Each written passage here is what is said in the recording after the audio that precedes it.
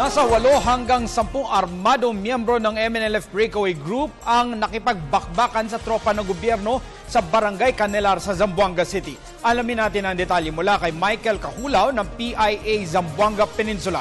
Michael? Attorney Mark, magandang gabi sa ating tagapanood at magandang gabi rin sa ating lahat.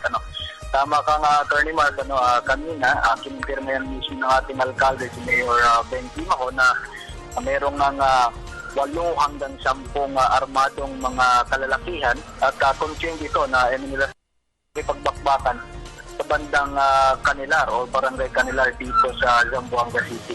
Ang unang impormasyon na nakuha natin is that ito mga taong to hindi sila naharang sila sa checkpoint at bigla nilang silang bumaba at nakipagbakbakan na sa ating mga militar.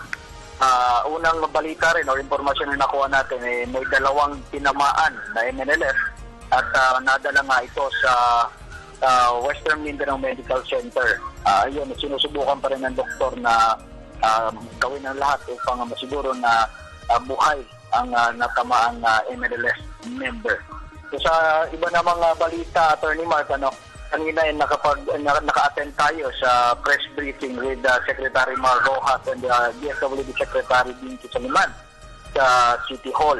And nagbigay na sila ng updates at ngayon nasa pangatlong araw na tayo ng crisis dito sa Zamboanga City. So ayon kay Secretary Rojas, patuloy pa rin na contain ang security situation natin, hindi pa nga rin sa mga MNLF rebels doon sa mga lugar na pinasukan nila. So wala pa rin tayong spillover according to Secretary Mar Rojas. At sabi niya nga, patuloy pa rin na ang puwersa ng ating militar na nasa non-aggressive stance or sa madaling salita, nasa defensive mode pa rin ang ating militar. Hindi sila nangunguna or nauuna na magpaputok sa kalaban. So according din kay Secretary Mar Rojas, gumawa na ng clear demarcation line ang ating militar upang mapanatili na hindi makalabas ang mga kalaban at hindi na kumalat pa ang kaguluhang ito. So patuloy rin ang monitoring ng mga karagatan natin dito sa Zamboanga City, specifically yung mga labas-pasok ng mga barko upang masiguro na hindi na rin lumala pa ang problema dito sa Zamboanga City. So updates din na binigay sa atin ng Secretary Mar Rojas kanina on the casualties na dito sa side ng ating gobyerno at mga civilian na rin. Sabi nga ni Secretary Mar sa PNP, meron tayong 2 killed in action, isa sa AFP at 2 civilian. So all in all, 5 ang casualties natin dito, and yung wounded naman is nasa 36.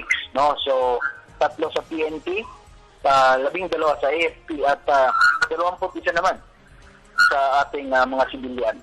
So meron silang bagong assessment as to the number ng hostage ngayon na hawak-hawak ng MNLF. At accordingly, yung estimate nila is between 60 to 80 hostage ang hawak ng MNLF. Batay na rin ito sa intelligence and secondary reports na natanggap nila Secretary Mar Rojas. So patuloy na kinukundina ng ating gobyerno ang panggugulo ng MNLF dito sa Zamboanga City dahil hindi nga daw makatarungan ng manggulo sa isang lugar na wala namang kinalaman sa problema ng MNLF. So anyway, sabi rin naman kasama rin kanina sa press briefing si Secretary Dinky Soliman at nagpapasalamat siya sa mga Zamboangueños at sa mga non-Zamboangueños na tumutulong hanggang sa ngayon sa pagbigay suporta sa mga ating mga evacuees. So para lang sa kalaman ng ating manunood, umabot na ng 12,907 individuals or 3,159 families ang ating mga evacuees dito sa Zamboanga City. And as of 1 p.m. yan ngayon, Attorney Mark. So sabi nga ni Secretary Soliman, meron pa rin additional food packs na darating coming from outside Zamboanga, specifically from Cagayan de Oro City, Butuan, and Davao City. And also meron din paparating ng mga malalaking tents para mabigyan naman ng magandang shelter yung mga older persons, yung mga lactating mothers at yung mga bata dito sa mga evacuation areas natin. Meron din mga food supplements na paparating para ito sa lactating mothers natin, and according to Secretary Soliman, nakikipag-coordinate na sila with the United Nations Humanitarian Assistance Groups, specifically yung World Food Program, ay magbibigay nga doon ng high-energy biscuits para sa mga evacuees. Specifically, Yan po ang ulat ng ating kasamang si Michael Kahulaw mula sa Zamboanga City.